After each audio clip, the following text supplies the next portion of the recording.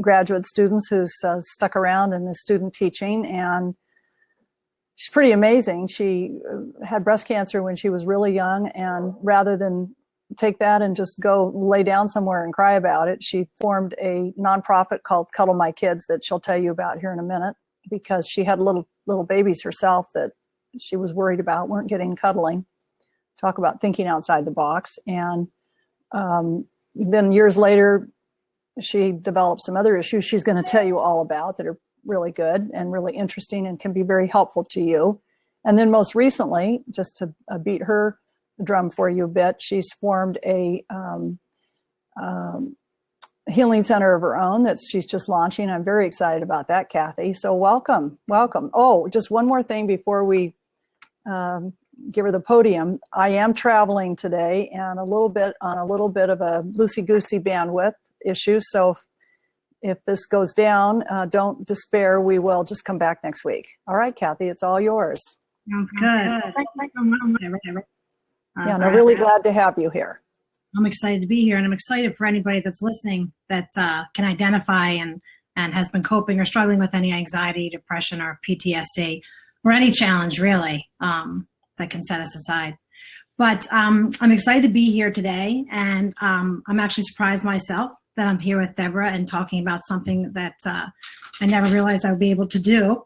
I had some pretty life experience. Oh, that's my dog. I had some pretty challenging times in my life early on, and I was in a terrible car accident, and then soon thereafter I had developed breast cancer, and my kids were 2 and 1 at the time, and I was having a really hard time struggling to manage to hold them and nurture them and love them.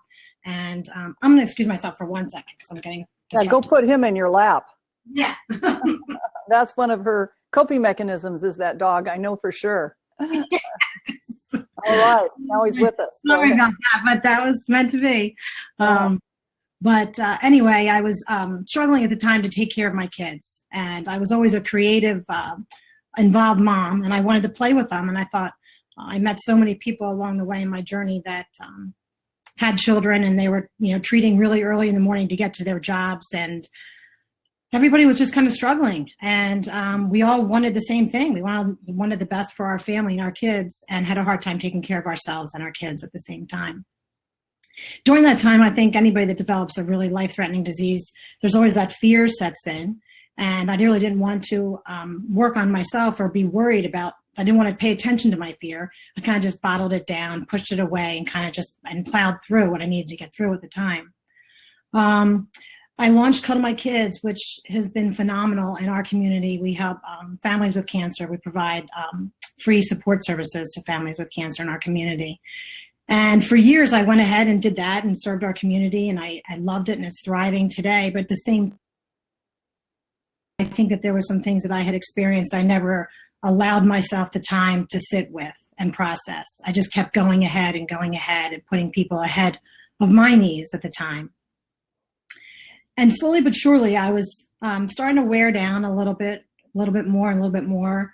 I was diagnosed with anxiety and depression a few times, but in my mid-30s, things started to get really difficult for me. And I started to feel as though I couldn't manage the life that I had. Everything seemed to get out of control, and I could no longer, felt like I was successful at doing the day-to-day things. And I started to have, crying spells, and started to feel like a failure, and just felt like I wasn't successful. And I had developed so many other diseases. I had Lyme disease, C. diff, sepsis.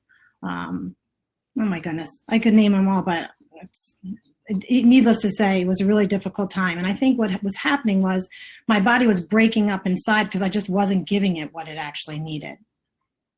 And I think I had a mini breakdown of some sort.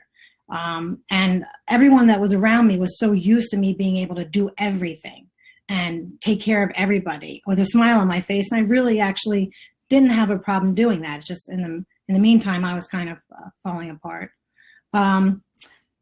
but anyway, so when I started to kind of have my little breakdown, it was uncomfortable for everybody. They didn't know what to do. It was like, oh my gosh, Cathy can't handle things. And I went on medication, and I had my PTSD had kicked in, and I was kind of falling apart. And I came across Deborah's site, and I started with the chakra and meditation courses. And slowly but surely, I started to realize that I was actually a different person. I was becoming a different person. And I think for so many years, I just allowed things to happen and kind of just followed along and wasn't really listening to my inside self, to my real self, and what I really wanted in the world and what I was being called to do.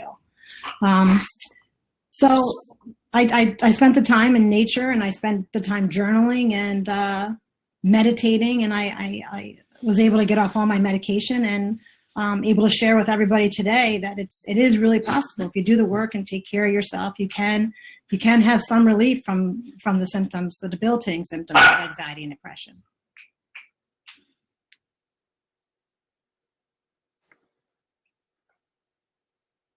Cathy, are you going to say more? I certainly can. Yeah, don't stop there. Yeah. It's kind of in the middle of the story, actually. Okay.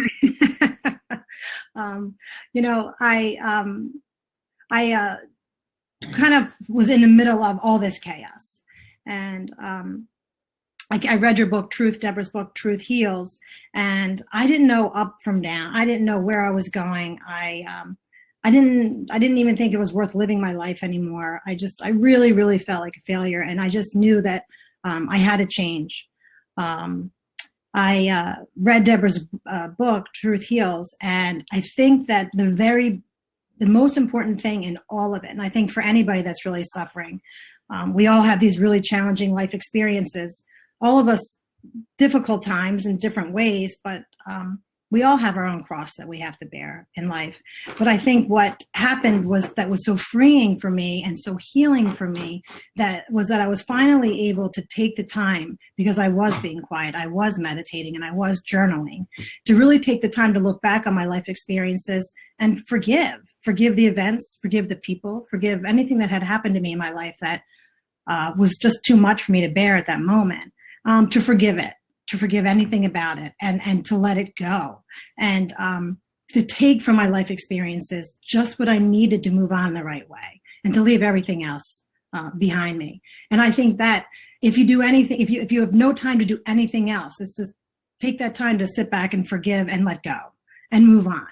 And you'll become a better person, a much stronger person, if you just let go of the baggage and the garbage. You don't have to take it with you.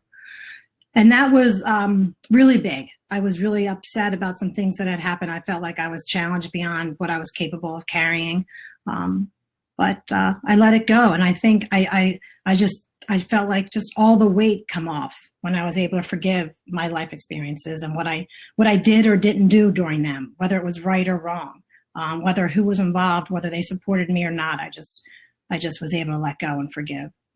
And I never meditated before. I always just prayed a lot. I went to church every day when I was in college. I had a very sick friend, and prayer kept me connected, because I think that one of the things that all of us that suffer with any type of anxiety or depression is the isolation, is the loneliness. We feel as that we are not connected to anybody and nobody can understand. And prayer at that time and church, I found comfort. I found a connection, and that helped me in a lot of ways. I didn't even realize how much it helped me then and how much it's still helping me today. So I think that the isolation was really hard, and I started to realize that I had to find other ways to connect with people.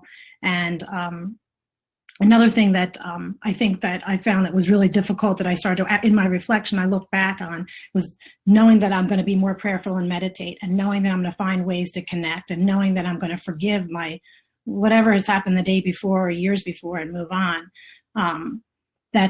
I also found that it was really important for me to just be still and just be quiet and to just listen to the things that are around me that I ordinarily never listened to before. And it wasn't people or TVs. It was the sound of a tree blowing when I was outside, or birds. I never stopped to listen to things before. I was just moving, moving, and moving.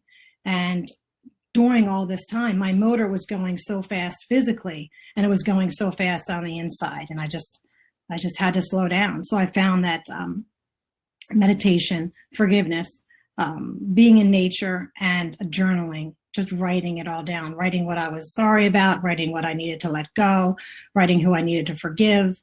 I really, really found that those were the components for me that helped me heal and become a different person.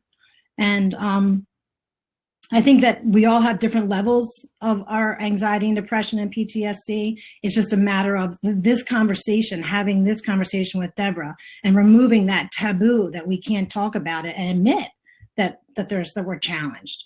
The first part, I think, is just all coming together and connecting and saying, oh, that's me too. You know, I'm having a hard time too. I feel like a failure. I'm not doing it. But if we would just all talk, especially with this whole live opportunity, we can connect. It's not just about our village. It's about our world village now. We have so many people that we can identify with and connect to and help each other through our own conversations. So thank you, Deborah, for bringing this here today for people to listen to. Well, I'm really excited that all of our viewers get to hear your story, Cathy, because I remember hearing you talk about this. You were on stage a couple of months ago, and I was quite taken with all you had to say, even though I had heard it on earlier occasions, because you are one of my more advanced students that I work with personally. So I have some questions I think could help people even learn more. So I want to go back to your original accident. You said you had a car accident before you had cancer. Mm-hmm. How long before? Mm-hmm. I was in my car accident when I was a senior in high school, and it was a really horrific car accident. My boyfriend suffered a traumatic brain injury. Well, back in 1988, no one even knew what a TBI was, and everybody else was going off to college and moving on their way. And here I am with my friend who was really sick, and I ended up staying home. Pardon me? He was driving. And was he at fault?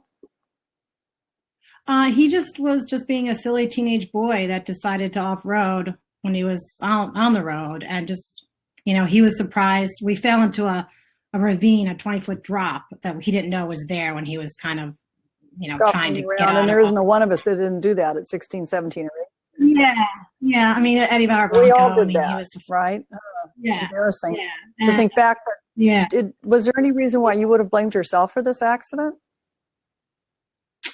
I don't know. I don't think there was any reason. I had no reason. I had no cause for the accident.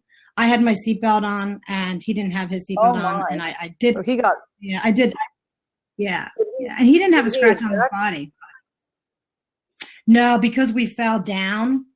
So we fell forward. So he just hit the steering wheel, and I hit. But 20 feet's a long drop. At a velocity, it becomes more like 40 feet or 60 feet. Yeah. People didn't even know we were down there in the hole. They kind of were. And how long was it before you were rescued? Oh, I don't know, maybe 30 minutes or so. That's a long time when you think you're dying or you think your friend's dying. Yeah. You have a lot of the residue of PTSD. I can sense it. Oh yeah. Yeah. And I think it did lead, frankly, to cancer, which. Sure. Think about it. You're how old when you get breast cancer? Well, I was only 32 when I was diagnosed, and everybody else extremely young. Was, yeah. I mean, it was another case of feeling isolated and alone. So about 10 years later from the accident. Yeah. Mm-hmm. Yeah. Well, I was 18 when I was in the accident, 32, maybe 12. But, So I had PTSD from the accident. But it feels like, and I've had PTSD a couple of times, and mine, like you, I was with my husband, and he fell 50 feet. And you don't pick up on it at first. And mine was back in the day where it was not even recognized. I still remember a gynecologist saying to me about a year or two after the accident, she said, I think you have this post-traumatic stress syndrome. And I said, what's that? And she said, we're seeing it in Vietnam vets. That's how long ago it was. And, there aren't a lot of great treatments for it. And of course, we really don't take care of our vets in that regard. We really don't. And their lives are just ruined. and their partners' lives, and their kids' lives, and their parents' lives. So it's another big unresolved issue in our society. But back to you, it also felt very unresolved to me in you. And I think it reoccurred. I think when you're saying to yourself, well, gee, I beat breast cancer, and here it is 10 more years later, and I'm dealing with this horrible depression and anxiety. It's because we don't deal with the PTSD. It circles back on us, doesn't it? Yeah. So, it's creeped its head up quite a few times. And that's what we want our listeners to learn about, because I'm amazed, Cathy, working with thousands of people, how many of them feel like they have PTSD. To me, it is astonishing. And you have you have a practice, and you're starting a healing center, and you're going to find people are going to gravitate to you for things that you've been through, and they won't even know that. They'll be coming in, and they may have heard about the fact you have breast cancer, and that may be one reason why they approach you. But a lot of them will come to get care from you or your facility because they've had PTSD, but they won't know that that's the connection. They won't.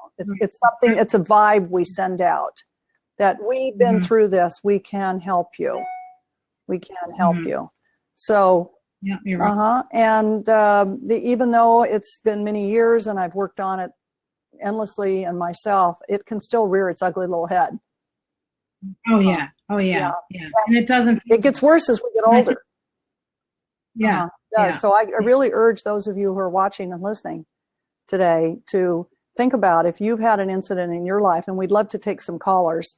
If you've had an incident in your life that you could be suffering from, it could have been a car accident. It could have been a sudden anything. It tends to be sudden. The things that are chronic are not PTSD. Things that are sudden are a sudden breakup, a sudden you get served with divorce papers, a sudden job loss, an unexplained tornado in your neighborhood, and something that really like knocks you off your game in a significant way can cause this after the fact post-traumatic stress syndrome. It's a syndrome, so it kind of locks in on you and doesn't go away. Is there anything you want to say about that particular aspect, Cathy, of what you've been through, just PTSD? Can you tell us more? I think I had it for so long, but like you said, I had no idea until I had another traumatizing event later on in my life where it triggered it again. I thought, what was that event? I had sepsis. Oh, sepsis is terrible. Tell people what it is. Yeah, it's an infection that gets into your blood and travels through your body. And I had 7 years after my breast cancer, I had some scar tissue removed out of my breast area that was causing me some discomfort, just a minor little thing. And, and then I went to Florida with my family and ended up sick as a dog and in almost on life support. And I remember on my way to the hospital, them saying they have to remove your breast. I'm like, what? I just came to Florida for vacation. What do you mean you're taking my breast? Was this the other breast, the non-breast cancer breast? Or the rehabilitated breast cancer breast? The rehabilitated one. So the infection because sepsis will attack. I had an implant. It wasn't natural. Implants are not your thing then. Yeah, no, mine either. No. Not that I've had breast cancer, but I don't do well with anything inserted.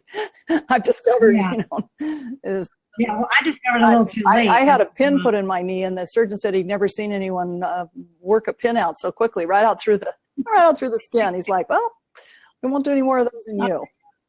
They're not for everyone. Yeah. I agree with that. I agree. So with that. Then you also mentioned you had C. diff. Tell people what C. diff is. Another killer. Jeez. You too. How'd you get that?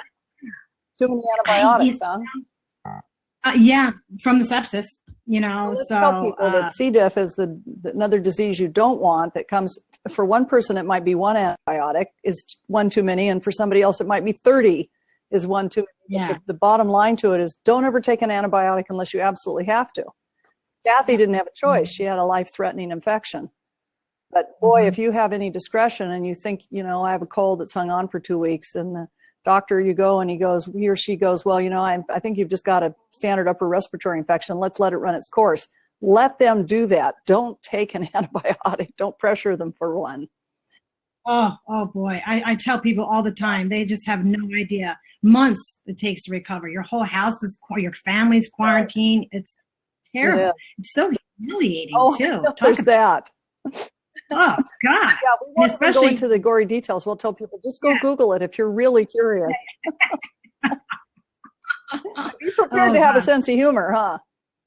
I will tell you, I have found humor in everything that has happened. I do have a funny story after all. Most of them are inappropriate because they involve hospital situations and my body. But I do have, I do keep. Yeah, no, I always thought that if I was looking for another career, I would probably go into stand-up. Because I have so much good material. Yeah, exactly. We have to laugh at ourselves. Appropriate for necessarily in the health and wellness field, but certainly good for stand-up. Yes. Yeah. Or the show. Yes. I could tell them that would be really funny, but not today. Not today. So, but I will say, I wanted to add one of the things that I wanted to mention is that I was on medication because I needed medication. Because I had to. Tell everybody about how important it can be. You mean helpful neurological medication. Yeah. When you need it, take it. Yeah, and I'm not here to tell people that it's you're weak because you're on it, or it's bad because you need to take a sedative or a tranquilizer or something. Yeah, not at all. When you need it, you need it.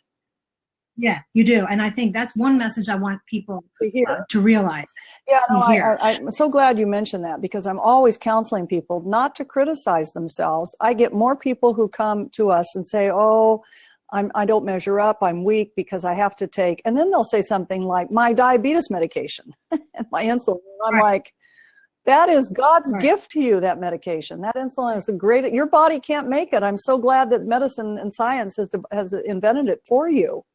We really have to turn that around so people feel good about the medication they're getting. I will often, when I had a private practice, I would encourage people to see it as a magic bullet that's every time they take that little white pill or whatever it is, or that shot, they're literally getting a magic bullet that God is sending them. Yeah. That's a good way to put it. It is. It's true too. I'm not on them right now, but I don't know what's going to happen in my life. But right now, where I am right now, this is working. And I stayed on the medication all through the time. I really worked hard. I worked hard, not just because I wanted to get off the medication, but because I wanted to be well. Right. I knew I had to be. Right. And well, if there's one thing you're not, and here I'll just, for those of you who are listening are not familiar with my teachings on characterology, one thing Cathy's not is oral, and I'll just tell you, oral people are the ones who it's everybody else's fault. They didn't create any of these problems. It's outside of them. It's someone else's fault, and they just want to lay there and get fixed. And Cathy's you're the antithesis of that, and that's why you're so well.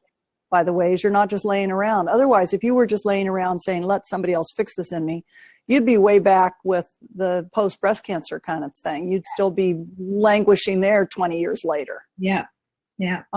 So look at Cathy, you guys, and see a story here, maybe for you or one of your loved ones, that you can take just anything that goes wrong in your life. You really can make lemonade out of those lemons, honestly.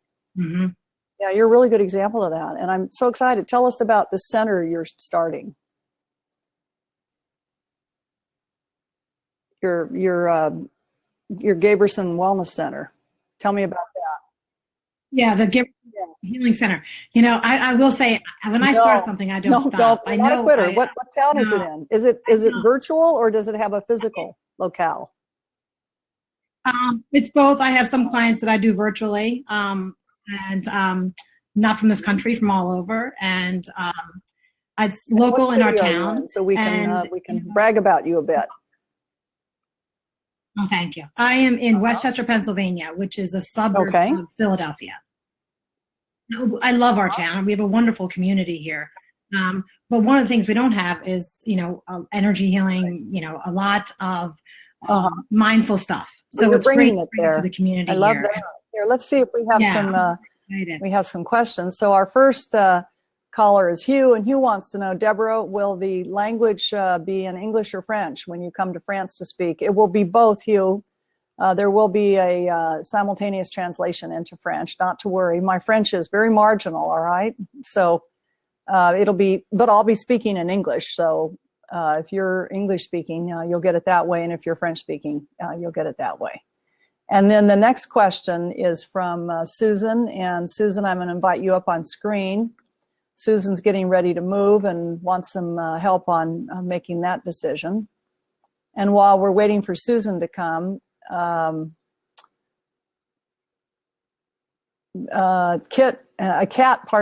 wants us all to cheer the amazing feat by Tammy Jo Schultz, the Southwest pilot that saved everybody on Border Plane. Weren't we impressed, you guys? A woman pilot. Yay, I was so impressed for Tammy. All right, and here we have with us Susan. Hello. Hey, Susan, great to see you. Thanks for taking my question. Sure, what town are you in right now? Salt Lake City area. And you're thinking of moving to? Sacramento area. Oh my old stomping grounds. Tell me what your reservations We've been living here for about 12 years now. Uh-huh. So yeah, I just have some concerns.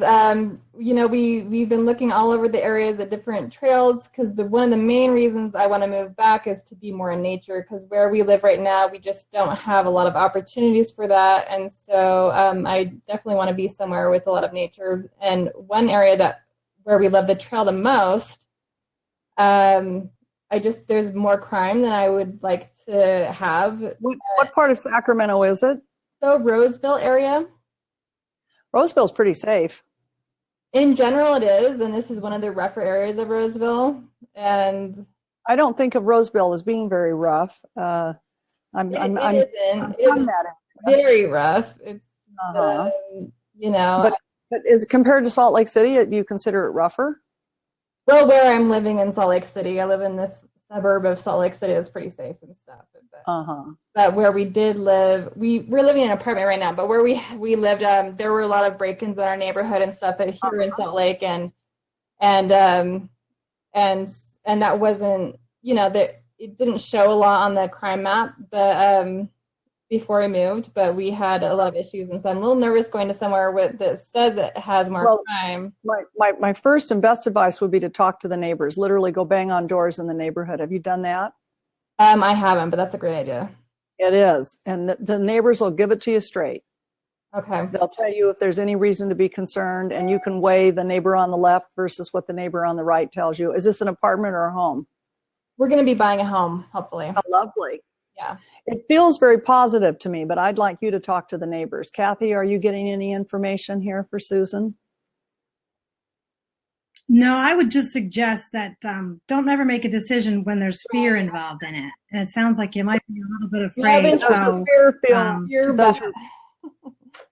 Well, I'm not sensing that the fear is necessarily based in rationality. That's why I'm wanting to get more evidence, more information. Okay. Yeah. Yeah. I think the fear is more a projection of just moving in general. Okay. And we all resonate with that one. You know, moving is actually the most fear-inducing thing we can do. Next is, oddly enough, getting married. Okay. Mm-hmm. And you're married, right? I'm married. Yeah. Yeah. So you know how you felt then? Yeah. No fear? I was stressed. No, you were fearless? All right. Well, thank you so much. Oh, can I ask one more question about medication? Yes, of course. Because you were talking about going off. I'm on a few different medications for anxiety, depression, bipolar stuff. I'm just wondering, how do you know when you can go off? How do you know when you're healed enough to go off? Well, I'm going to have Cathy address that. I think that's a really good question, and I think it's something that it's good for you to think about, that you want to do, and really take your time and work with your doctor and really stay in tune with yourself. I wasn't going to go off the medication until I was better emotionally and physically and had done some work on myself. And then it was a really, really, really slow process that went back and forth. But I think the good thing is that you want to change, and it's healthy to try to go off of them sometimes, but if it's the right time. And I don't know. I mean, you have to really sit with yourself with this one. And if you have a lot of change and you're moving and you have a lot of other things that are going to be thrown into it, maybe it might not be the best time, but it's certainly something to always think about. All right. Thank you guys. Yeah, check with your doctor for sure. Yeah. Might be an okay time. Check with them. Okay. All right. Great to see you. Thank you guys so much. Bye. Bye.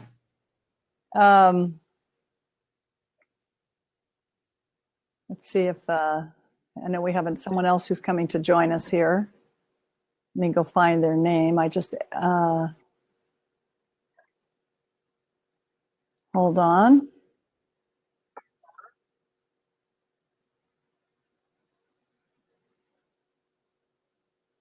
Hey, Louise, can we invite you up?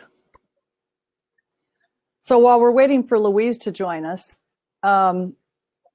keep in mind, you guys, if you're trying to see me in person, I'm going to be at the New Living Expo, not this weekend, but the following weekend. And that's just outside San Jose at the San Mateo Convention Center. I'm speaking there at noon on Saturday, and be delighted to see you if you're hanging out in Northern California. It's not too far from San Francisco. It's essentially it's in the Silicon Valley. So it'd be great to see you again. That's the San Mateo Convention Center a week from Saturday. And it's Louise, right? Am I right? Yes, it is. Hi, Louise. Yes. Very nice to meet you. Yes. I've been trying to get on here for a few months. Well, good to see you. Talk to you. Today's the day. What's your question? Yes.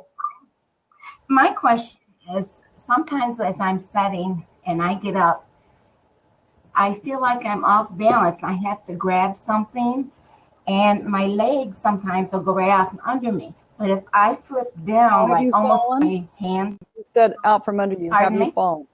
Have you fallen? It down if it gets too far. So you haven't fallen? No. Okay. No, I haven't. And are you taking any medication? I take one blood pressure tablet and the purple pill thing, and that's all I take. What's the purple pill thing? Yeah. Tell me about the purple The pill. stomach. Yeah. Tell me a little more. It's like Acidophilus. No, so it's just over the counter. It's not a prescription. No, it is prescription. It's for antacid because your stomach would lots. And how long have you been taking the blood I take pressure one- medication? Probably 4 years. And how long have you had the Probably kind about of that like long. little experiences, these little events? How long have they been going on? They've been going on for maybe around 2 years, 2.5, 3 years. And it's not every day. I just don't know when it's going to be. Today I went in the truck and come back or got out of the truck, and it's like, oh, I got to grab something here. And I wait a few minutes. It seems like minutes, and it's not that long. And then I can hold my head down and come back up. Do And things kind of whirl? Do you see, or is it just a sensation? No, it's just a sensation that I feel like I'm going to lose control is what it feels like. I'm losing all control. And it seems to hit me in the neck. Yeah, in the back of my neck and goes down my spine. Have you talked to your doctor about this? I've had x-rays and they haven't found anything other than arthritis, and I'm thinking maybe a pinched nerve. What kind of doctor did you see? The back doctor. What do I want to say here?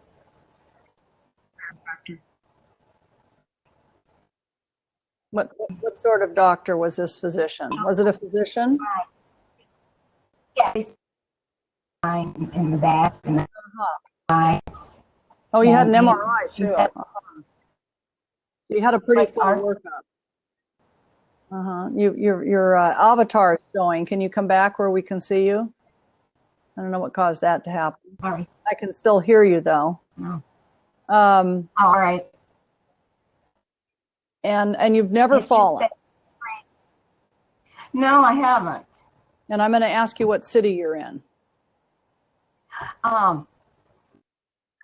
Pennsylvania. No, Mountains. neighbor of Cathy's. Now, I'm a Westerner, and we think all Eastern states are right next to each other, are they? Seems like it. Pretty much are. This feels like, Louise, I know where. I want to kind of point my finger at that Yeah. blood pressure medication you're taking. You should ask your Okay. doctor if it could be Maybe making I'll you have to- feel a little bit dizzy on occasion or a little bit off balance. The description you're giving of the investigation they did and the diagnostic process they did leads me to think they were thinking that you had a cervical spine issue, maybe one, for example, one vertebrae resting on a nerve or something. But that's not quite what I'm getting. Yeah. So I'm curious if there are Okay. any known side effects to the blood pressure medication you're taking that could lead to an experience like this. Because will even inquire. supplements can do that in sensitive people. And looking at you, there you are again. You're very Vata. Now, if you haven't studied Ayurveda with me or with someone, are you familiar with Ayurveda? I'm on your okay, third then you level know now. Ayurveda Vata means that you're full of air. And we air people, as we get older, we can have this little bit of kind of airy, not quite feeling grounded, sort of slightly off balance kind of a feeling. That's what I'm picking up, but it Okay. feels drug related to me. I'm not sure why I'm getting that, but I am. You're not taking any supplements? All right. Well, you Yeah, I mentioned do the take tooth. supplements. Take other stuff? Like what else do you take? Oh, I take vitamin C, D. What and else? Lot of the You vitamins. take any massive amount? Um, You taking any mega doses? I take But are you them taking any daily. mega doses? Like some people take a mega dose of C or D? no, just one tablet per day. with Kathy, all are of you them. discerning anything or have any advice here for Louise? You know, the only thing that I felt was that when she first started speaking, and I really felt her medication, maybe sometimes it's like that has to be Something's going adjusted. on, Sometimes huh? our body changes. Yeah, that's just what I felt into. I didn't necessarily feel into anything else. But I was having a hard time hearing you, and you were fading in and out on my end. But that would be the first thing I would do. Sometimes I don't know how often you go and get your work done and test the medication level. A lot of times too, what you may want to find, I've found in my experience, because I've had my fair share of medication for different things, is it's really important to check to see with your pharmacist if the brand of your pharmaceuticals good change. point. You may have, you may just be used to getting the same. You think it's the same drug, but the manufacturer could have changed. The pharmacy could use and a because different of your body weight, which is low, and your sensitivity because you're Vata, you may be getting more than you need. Ask your doctor that question. The pharmacist won't answer that, but maybe you could take a little less. Yeah. Get your blood work done again and see. How long have you been on blood pressure medications? You say 4 years? Mm-hmm. Why do you need it? Do you know? I'd say about it. Well, he thought it was too high, but it's with that it's down to 120 to 130 over 60. I mean, so I'm not criticizing the medication. I'm just wondering if it's the right amount, and I'm wondering if that's the cause of your little bit feeling instability. And so quiz him on that. Say, could this be, this medication, and maybe there's another medication, or maybe there's a different dosage. Or maybe it's not related and I'm dead wrong. That's another possibility. Yeah. I was thinking there might be some negative energy around me or something like that. I don't get that. No. And I'm not picking up any compression in your cervical spine either, your neck. Just standard. Well, I just get standard kind of, what we get with age. It just feels very common. I don't pick up anything extreme. All right. Okay. Yes, I go have ahead. one question. When I'm meditating, I seem to hear thunder in my ears, or I think I do. Is that possible? That's like thundering out. I think you're hearing your unconscious. No? I think that's really a good sign. You're very connected. You're hearing another part of you. Oh, all right. How long does it last? Is it more than a couple seconds? No, 2 or 3 not seconds. that long. Yeah, I think you're just integrating Yeah, your I like various that. parts of your psyche. Very cool. How nice to All see you right. there. All right. I'm very pleased to. You take care. Glad you could get on. Thank you. And I'm doing okay here time-wise, and we're holding it. I shouldn't even say that. That might be bad luck. Let's take another caller. How about...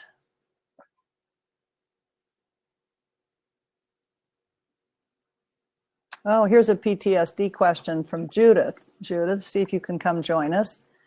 And while we're waiting for Judith, I'll just mention briefly some of the stops I'm making on a Europe tour, starting in Scotland on June 6th, in Edinburgh on a Wednesday night, and going to London on June 9 for a one-day workshop at Alternatives in London, and then heading over to the city of Lyon in France for a Wednesday night on, can't recall, but the following week, and then heading to Germany to see all my old German friends in Hamburg on a Sunday for an afternoon workshop, and then circling back to Paris for a talk on a Thursday night, followed by a 2-day workshop, Saturday and Sunday. And so a lot of you East Coasters, Cathy, should fly over and come help teach either the London one-day workshop or the Paris 2-day workshop. Nothing to not like about London or Paris in June.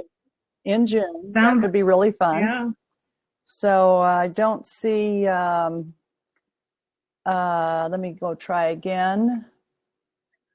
Judith, I'm gonna. Here I am. Here you are, just in time. Hi, Judith. So nice to see you. Hey, what city are you in? I have some questions because Tell me what city you're in first, though. Can you hear me okay? Yeah, just tell me the city. The city is Toledo, Ohio. Got it. Okay, go ahead. We moved home in 2000 to take care of our parents. We lived out west in California, Las Vegas, and my mother-in-law had a little heart attack back then, and my husband came home immediately looking for a place for us, called me up and said, pack the house, we're moving home.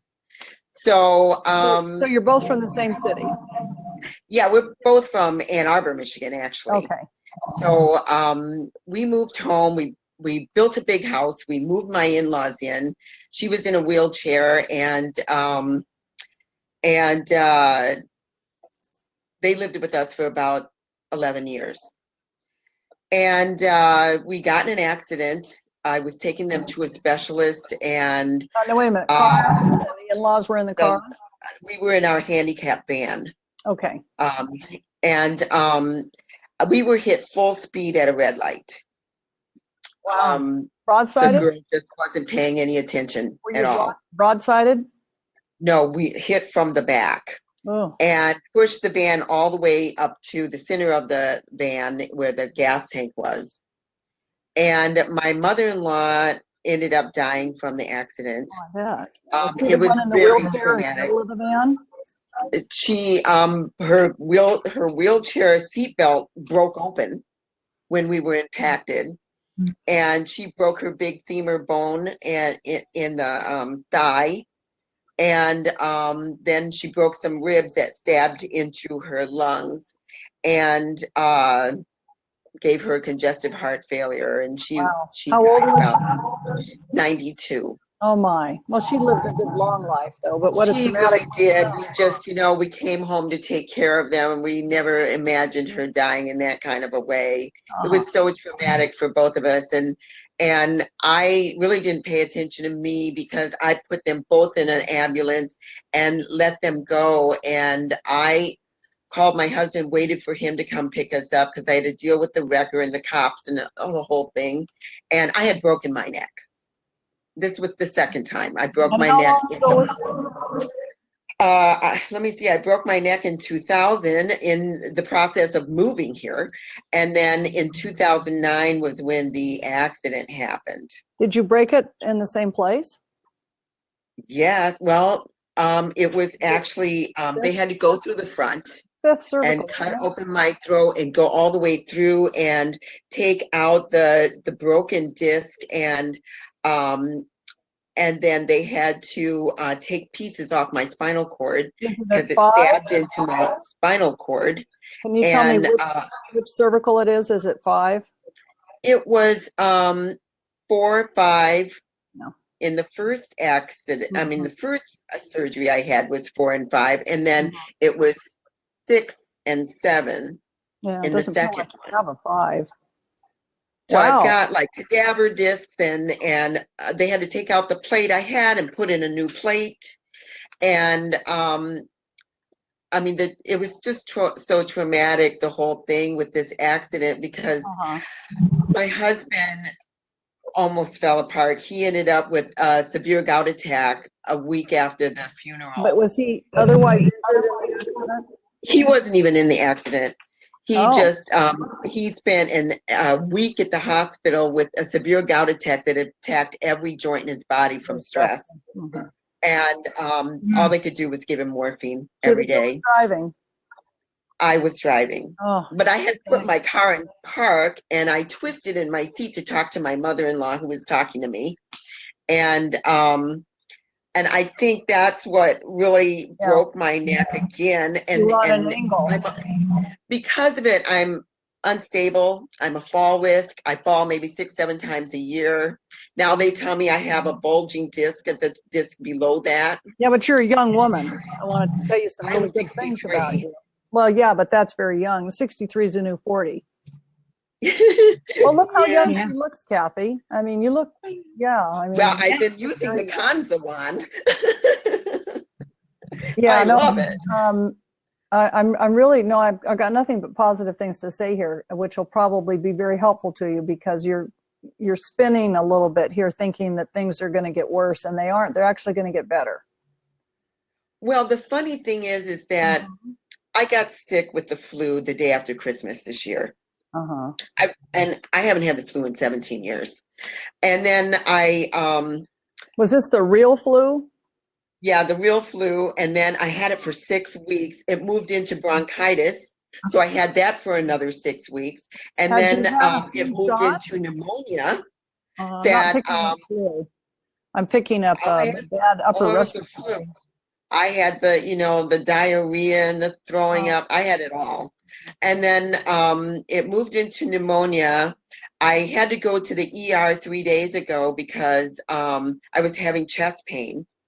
And they said, okay, you're over the pneumonia, but now you have the bronchitis back, and you have,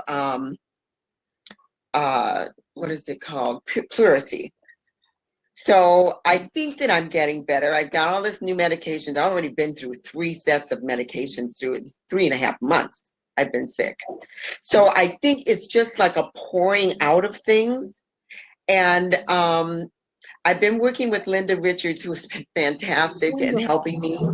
And I've been doing the cleansing baths, and I've been kind of working with people around me. I live in a little community that is like a retirement community right now. And I've been helping people around me, and I don't think I was protecting myself well. So I think I was taking on a lot of negative energy. Well, let me just interrupt for a minute, because I'm having a guide who's really strongly urging me to help you get some osteopathy for your neck. That you have a little bit of an imbalance going in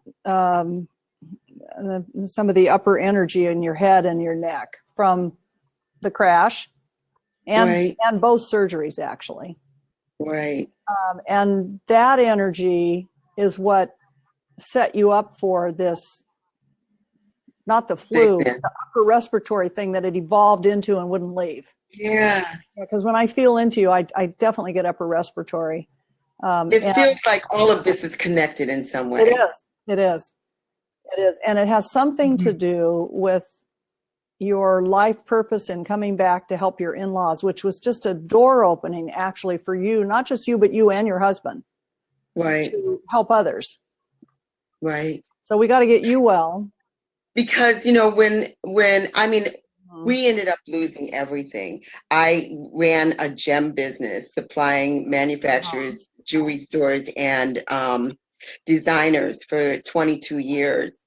And I couldn't even pick up a gem in a gem clip anymore. So I kind of lost the business. We ended up losing our beautiful because home. now why couldn't you I pick up couldn't do it was a 6-year recovery for me. you couldn't manipulate it with your hands? No, Yeah. my hands are all messed up. I have a lot of nerve damage. So do you live where And- Linda Richards does? Is it that remote? No, we've been doing on Skype and stuff. Yeah, Mhm. I thought so. So I want to really encourage you to find a board, start to say board certified, but that's not what I'm looking for. I'm looking for an osteopath who's certified in the Academy of Osteopathy for manual medicine. Here, give me just a second here and I'll look in my... We're in like the Toledo, Ohio area at the moment. We came down here after to live with my dad when we lost everything. And then 2 weeks after we got to his house, we found out how sick he was. And I took him to Cleveland Clinic. They said he's got 6 months to live. He had lung cancer and kidney disease. And I kept him alive for another 3.5 years. I don't respect a doctor that puts a timeline on someone's life. Well, let me ask one of the people that's over here, in Linda maybe, or one of you guys over here. I can't pull up a browser screen. I'm liable to crash the show if I try that because I'm right here on the edge of the bandwidth. But I would love to give to give the name of the academy right now. It's .org, as I recall. If somebody could throw it to me here. Because I'd like for you to find somebody and go see them, because this could square you away. It could be something this simple, like one treatment, perhaps. Yes, seriously. Wow. So, I've been walking with a cane since 2000. I'm unstable, and I can look at it. Well, here it is. It's cranialacademy.org. You'll see it over here in the chat. Thanks, whoever posted this. Shirley, wonderful. So much. Yeah, cranialacademy.org. Go find one. Go see one. Anybody on that list is going to be really good. Cathy, you want to add any words of wisdom here? Oh, I just felt her heart energy so much while she was talking. And such a caring story. Knowing that. Yeah, it really is. And I noticed it in the feed too. Somebody else had mentioned it, that your heart was just so big and expanding. And, you're making a difference with all these people. And totally. I've just taken care of people my entire life. It seems like you need a little bit of care right now. We want care for you. I do. We want care for you so you can go on. Your life is just opening. I mean, that you're so young, you see, because there's a whole pathway in front of you. Week before last, I lived next door to my cousin who is psychotic. I had to put her in a psychiatric hospital a week and a half ago. She just got out yesterday. And that it's kind of been overwhelming for me because I've been so sick that my energy level was nothing. Yeah, no, you've been no energy at all. It just took all of my energy. And but I've been doing my Qigong every day, and that's been helping me. Yeah, and tell everybody, tell all of our viewers about how helpful Qigong is to you, because Qigong is amazing. It's amazing. I work with Lee Holden from Mind Valley. But don't you think your Qigong practice will help you retain your balance so you're not worried about falling so much? Yes, I do. I hadn't been able to do it since I got sick. I just didn't have any energy. I mean, since you had the flu. Yes. Yeah. Since well, that's Christmas. Understandable. That's understandable. Yeah. Mm-hmm. I was just so weak. I'd get up and do something for 10 minutes and I have to go lay down. Yeah, but do it just for like a minute or two. It'll really help you. Oh, it brings so much energy into me though. And it does give me more stability, and it just feels great to be able to do it again. He's wonderful and a great teacher. Wonderful. Wonderful. Well, thank you so much for coming on, and we wish you a very speedy recovery here. Again, check out an osteopath in your vicinity. I think even Okay. one session, and it's completely non-invasive, completely. And they are registered and licensed physicians in every state in the U.S. So you're seeing someone who has, authentic skills and credibility, and could be really helpful. It just feels like there's just a minor adjustment that needs to be made in your skull, is where I'm picking it up. Ah. All right. Because I have been having a lot of headaches. I bet. Yeah. So the doctors, I just went to see a neurologist. He says, I think it's your blood pressure medication. There's something conflicting with your medication. Uh-huh. And they put me on blood pressure medication as soon as I moved to Michigan. Uh-huh. I mean, I didn't even know I had high blood pressure. But with everything I'd gone through with the, breaking my neck way back then, of course I had a little high You might blood have that pressure. looked at again and see if you still do. Not positive about that. I'd get that looked at. Oh, really? Because I have them hate maybe medication. adjust your medication. Okay, thank you Great so talking much. to you. Take care. Great, Very thank nice. you. Very Lovely nice. to meet you. Yeah, you too.